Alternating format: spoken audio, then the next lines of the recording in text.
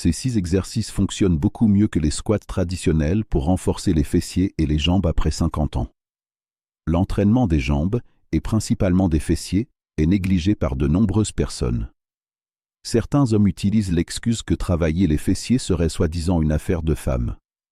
Ce qu'ils ne savent pas, c'est que des fessiers faibles peuvent provoquer des douleurs lombaires, une mauvaise posture et augmenter le risque de chute et de blessure au genou. De plus, le grand fessier est littéralement le plus grand muscle du corps humain. Autrement dit, en négligeant l'entraînement des fessiers, vous exposez votre corps à de nombreuses douleurs, gênes et risques inutiles. C'est pourquoi, aujourd'hui, vous allez découvrir 6 exercices qui renforceront vos fessiers et vos jambes, tous réalisables à la maison, sans besoin de salle de sport ni d'équipements sophistiqués. Avant de commencer, dites-moi en commentaire votre prénom et depuis combien de temps vous vous entraînez. Exercice numéro 1, le squat sumo. Le squat sumo est une variation du squat traditionnel qui doit son nom à la posture adoptée par les lutteurs de sumo. Cette posture différente crée un angle de travail qui intensifie le recrutement musculaire des fessiers et de la partie interne des cuisses, offrant des bénéfices supérieurs à ceux du squat conventionnel, notamment pour les personnes de plus de 50 ans. Ce qui rend cet exercice particulièrement précieux, c'est sa capacité à réduire la charge sur la région lombaire tout en augmentant l'activation du grand fessier. Une étude réalisée par l'Université de Memphis a montré que le squat sumo pouvait augmenter jusqu'à 25% l'activation des fessiers par rapport au squat traditionnel, tout en maintenant une charge plus faible sur la colonne vertébrale. Pour l'exécuter correctement, placez vos pieds plus écartés que la largeur des épaules, les pointes de pieds orientées vers l'extérieur à environ 45 degrés. Maintenez la colonne neutre, la poitrine sortie et les abdominaux contractés. En descendant, imaginez que vous vous asseyez entre vos jambes et non vers l'arrière comme dans le squat traditionnel. Les genoux doivent suivre la même direction que les pointes de pied. Une erreur fréquente que je vois chez beaucoup de personnes est de ne pas assez ouvrir les pieds ou de ne pas aligner les genoux avec les pointes des pieds durant le mouvement. Cela réduit drastiquement l'efficacité de l'exercice et peut surcharger les genoux. Un autre point fondamental est la profondeur du squat. Descendez seulement jusqu'où vous vous sentez à l'aise, sans forcer au-delà de vos limites. Avec le temps et la pratique, votre mobilité s'améliorera, permettant une plus grande amplitude de mouvement. La beauté de cet exercice réside dans sa capacité à renforcer les stabilisateurs de la hanche, essentiels à la prévention des chutes chez les personnes de plus de 50 ans. La force des stabilisateurs de la hanche diminue naturellement avec l'âge, ce qui rend cet exercice encore plus pertinent pour les débutants. Je recommande de commencer avec 2 à 3 séries de 10 à 12 répétitions en utilisant uniquement le poids du corps. Lorsque vous sentirez que l'exercice devient facile, vous pouvez ajouter une charge supplémentaire en tenant un objet lourd contre la poitrine, comme un gros livre ou une bouteille d'eau.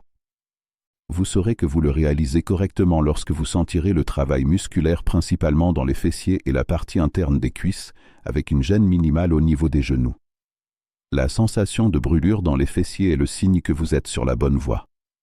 N'oubliez pas que la respiration adéquate optimise les résultats. Inspirez en descendant et expirez en remontant, en maintenant toujours le corps activé pour protéger votre colonne. Exercice numéro 2, le donkey kick. Le donkey kick, aussi appelé élévation arrière de la jambe en appui quadrupède, est un exercice isolé qui sollicite directement le grand fessier. Ce mouvement est issu des pratiques de danse et a été adapté au fitness en raison de son efficacité dans l'activation des fessiers, sans surcharger la colonne vertébrale ni les genoux. Ce que beaucoup ignorent, c'est que cet exercice offre l'un des plus hauts taux d'activation du grand fessier parmi tous les exercices sans charge additionnelle. Une étude du American Council on Exercise a découvert que le donkey kick activait les fessiers de façon plus intense et isolée que de nombreux exercices traditionnels, y compris le squat. Pour l'exécuter correctement, mettez-vous en appui quadrupède, les genoux alignés avec les hanches et les mains alignées avec les épaules. Gardez la colonne en position neutre et les abdominaux contractés. Levez une jambe vers l'arrière, genoux pliés à 90 degrés, jusqu'à ce que la cuisse soit parallèle au sol et la plante du pied orientée vers le plafond. La clé est de contracter consciemment le fessier en haut du mouvement. Une erreur fréquente est de cambrer excessivement la zone lombaire lors de l'élévation de la jambe. Cela réduit non seulement l'activation du fessier, mais peut aussi provoquer des gênes lombaires. Gardez toujours le corps activé et la colonne neutre. Une autre erreur commune est d'exécuter le mouvement trop rapidement. Le donkey kick doit être réalisé avec contrôle et intention, en mettant l'accent sur la phase excentrique pour maximiser les bénéfices. Comptez mentalement jusqu'à 2 à la montée et jusqu'à 3 à la descente. En intégrant régulièrement le donkey kick dans votre routine, vous renforcez non seulement les fessiers, mais aussi la stabilité pelvienne et la fonctionnalité de la hanche. Cela est particulièrement bénéfique pour les personnes de plus de 50 ans, car cela aide à préserver la capacité d'extension de la hanche, mouvement essentiel pour marcher, monter des escaliers et se relever d'une chaise. Pour maximiser les résultats, je recommande 3 à 4 séries de 12 à 15 répétitions pour chaque jambe. Alternativement, vous pouvez réaliser l'exercice en temps, 30 à 45 secondes par jambe, en vous concentrant sur la qualité de chaque répétition. Le secret est de maintenir la tension dans le fessier durant tout le mouvement sans relâcher complètement en position initiale. Cela augmente le temps sous tension, facteur déterminant pour le développement musculaire. Une progression efficace pour cet exercice est d'ajouter de petites pauses en haut du mouvement ou d'utiliser une bande élastique pour augmenter la résistance. Exercice numéro 3, la fente bulgare. La fente bulgare, également connue comme squat bulgare ou split squat, est issue des méthodes d'entraînement des athlètes olympiques bulgares et a gagné une popularité mondiale en raison de son efficacité dans le développement de la force unilatérale. Cet exercice sollicite intensément les fessiers, les quadriceps et les ischio-jambiers, avec un accent particulier sur l'équilibre et la stabilité. Avant de continuer, n'oubliez pas de vous abonner à la chaîne. Avoir un accès constant à des informations basées sur la science est ce qui vous fera progresser sainement à long terme dans le monde du culturisme. Ce qui rend la fente bulgare particulièrement précieuse pour les personnes de plus de 50 ans, c'est sa capacité à identifier et corriger les déséquilibres musculaires entre les côtés du corps. Avec le vieillissement, nous développons des schémas de compensation qui peuvent entraîner des asymétries musculaires et augmenter le risque de blessure. Pour l'exécuter correctement, placez-vous debout face à un banc, une chaise ou une surface stable d'une hauteur d'environ 40 à 50 cm. Posez un pied en arrière, seulement la pointe du pied sur la surface surélevée. Le pied avant doit être à une distance confortable permettant de plier le genou sans que celui-ci dépasse la pointe du pied pendant le mouvement. Gardez le tronc droit, les abdominaux contractés et descendez en pliant le genou avant jusqu'à former un angle proche de 90 degrés ou jusqu'où vous êtes à l'aise. La jambe arrière se plie naturellement, le genou s'approchant du sol sans le toucher. Une erreur courante est d'incliner excessivement le tronc vers l'avant, ce qui réduit l'activation des fessiers et surcharge les genoux. Une autre erreur fréquente est de placer le pied avant trop près de la ligne du corps, créant un angle inadéquat pour le genou. Rappelez-vous que l'accent doit être mis sur la qualité du mouvement, pas sur la quantité de répétitions.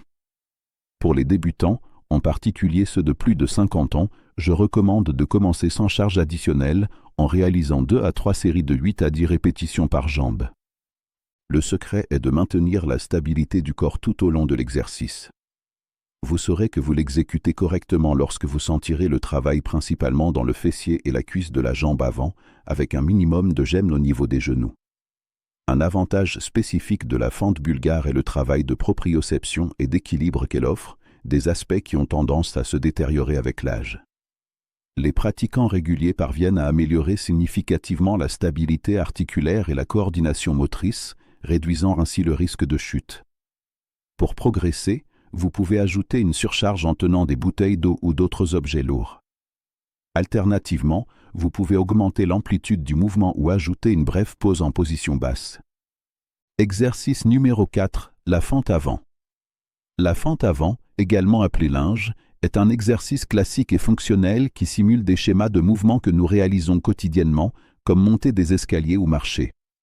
Cette caractéristique le rend extraordinairement efficace pour les personnes de plus de 50 ans, car il renforce les muscles précisément dans les mouvements où la force est la plus nécessaire au quotidien. La beauté de cet exercice réside dans sa capacité à travailler pratiquement tous les grands groupes musculaires des jambes simultanément, fessiers, quadriceps, ischio-jambiers et même mollets en tant que stabilisateur. De plus, étant un exercice unilatéral, il aide à identifier et corriger les déséquilibres entre les côtés du corps. Pour l'exécuter correctement, commencez debout, les pieds écartés à la largeur des hanches. Faites un pas en avant avec l'une des jambes, créant une distance confortable qui permette de descendre sans que le genou avant dépasse la pointe du pied. Descendez jusqu'à ce que les deux genoux forment des angles proches de 90 degrés en gardant le tronc droit et le corps activé. Revenez à la position initiale en poussant le sol avec le pied avant. Une erreur que je vois souvent est de laisser le genou avant s'effondrer vers l'intérieur pendant le mouvement. Cela exerce un stress excessif sur l'articulation et réduit l'efficacité de l'exercice. Gardez toujours le genou aligné avec le pied, pointant dans la même direction. Une autre erreur fréquente est de trop incliner le tronc vers l'avant ou vers l'arrière. Le tronc doit rester droit avec une légère inclinaison naturelle vers l'avant, mais sans compromettre la posture de la colonne vertébrale. Pour les débutants ou les personnes ayant des limitations de mobilité, je recommande de commencer par la fente stationnaire, où vous restez sur place sans avancer ni reculer. Cela facilite l'équilibre et permet de se concentrer sur la bonne technique avant de progresser vers des variantes plus exigeantes. J'ai observé que de nombreuses personnes de plus de 50 ans constatent des améliorations significatives de la stabilité du genou et de la force fonctionnelle des jambes après quelques semaines de pratique régulière des fentes. L'amélioration de la confiance pour monter les escaliers ou marcher sur des terrains irréguliers est un bénéfice fréquemment rapporté. Vous saurez que vous exécutez correctement l'exercice lorsque vous sentirez le travail musculaire réparti entre l'avant et l'arrière de la cuisse ainsi que les fessiers, sans gêne excessive aux genoux. Une légère sensation de brûlure dans les muscles est normale et indique que l'exercice est efficace. Pour progresser, vous pouvez augmenter progressivement l'amplitude du mouvement, ajouter une surcharge avec des poids dans les mains ou explorer des variantes comme la fente latérale ou la fente inversée, qui travaillent les muscles sous différents angles. Je recommande 2 à 3 séries de 10 à 12 répétitions pour chaque jambe, en mettant l'accent sur la qualité plutôt que sur la quantité. Exercice numéro 5, le pont fessier. Le pont fessier, également connu sous le nom d'élévation pelvienne, est un exercice fondamental pour le renforcement des fessiers et de la chaîne postérieure. Son origine remonte aux pratiques de yoga et de pilates, ayant été adaptées à l'entraînement de force en raison de son efficacité et de sa sécurité, en particulier pour les personnes ayant des limitations au niveau de la colonne vertébrale. Ce qui rend cet exercice particulièrement précieux pour les personnes de plus de 50 ans, c'est sa capacité à renforcer les fessiers sans impact articulaire significatif. Des études montrent que le pont fessier peut activer le grand fessier à des niveaux comparables à ceux du squat, mais avec beaucoup moins de stress sur les articulations du genou et de la colonne. Pour l'exécuter correctement, allongez-vous sur le dos sur une surface confortable, genoux pliés et pieds au sol, à peu près à la largeur des hanches. Les bras peuvent rester étendus le long du corps, paume vers le bas. Contractez les fessiers et soulevez les hanches jusqu'à former une ligne droite allant des genoux aux épaules. Le poids du corps doit être réparti entre les épaules et les pieds, jamais sur le cou. Une erreur courante est de ne pas élever suffisamment les hanches ou de les élever excessivement en cambrant la région lombaire. La position idéale forme une ligne droite entre la cuisse et le tronc, sans hyperextension de la colonne.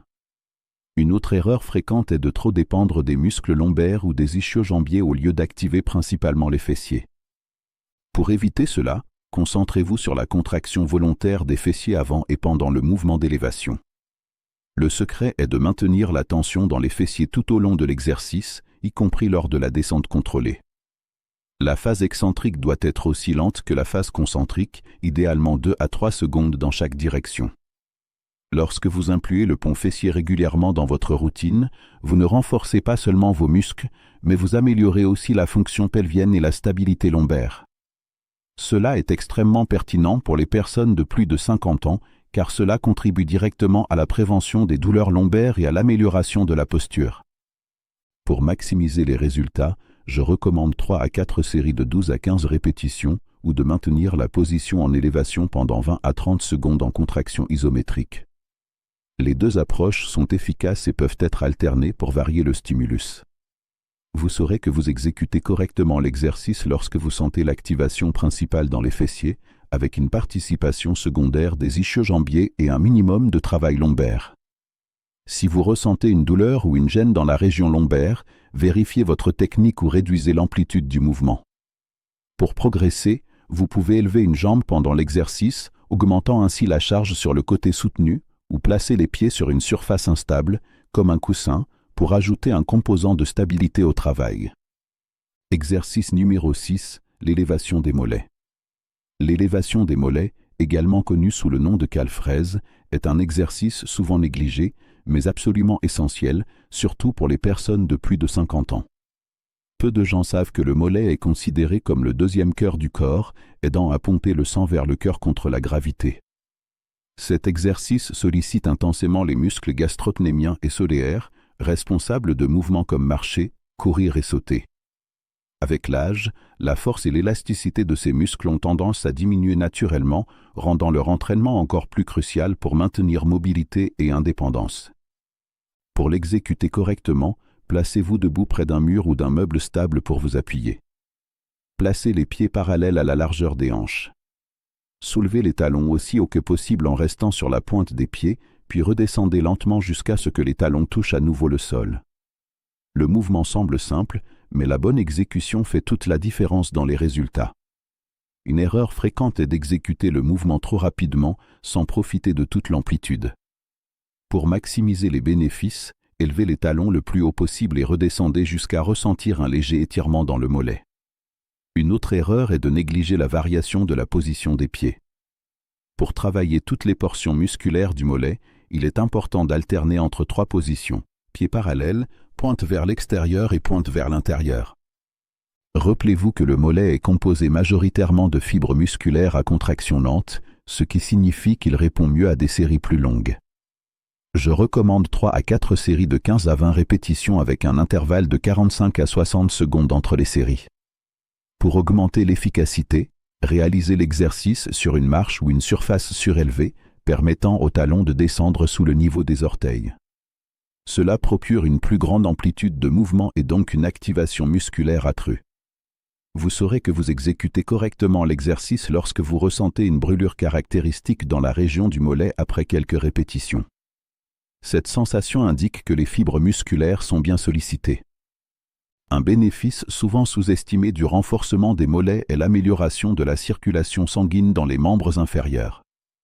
J'ai observé que les pratiquants réguliers rapportent une diminution des gonflements et une sensation de jambes lourdes, surtout après de longues périodes debout. Pour progresser, vous pouvez réaliser l'exercice sur une seule jambe à la fois, augmentant considérablement la charge sur le muscle travaillé. Une autre option est d'ajouter de petites pauses en position haute ou de porter une charge supplémentaire, comme un sac à dos léger ou des bouteilles d'eau. Passons maintenant à la mise en place d'une routine hebdomadaire pratique avec ces exercices. Routine hebdomadaire pour des résultats optimaux. Avec les 6 exercices que nous venons de voir, nous allons construire une routine hebdomadaire efficace qui distribue le travail de manière équilibrée, permettant une récupération adéquate entre les séances. Je suggère la répartition suivante pour 3 jours par semaine. Jour 1, squat sumo, 3 séries, et pont fessier, 3 séries. Jour 2, fente, 3 séries, et élévation des mollets, 4 séries. Jour 3, fente bulgare, 3 séries, et donkey kick, 3 séries par jambe.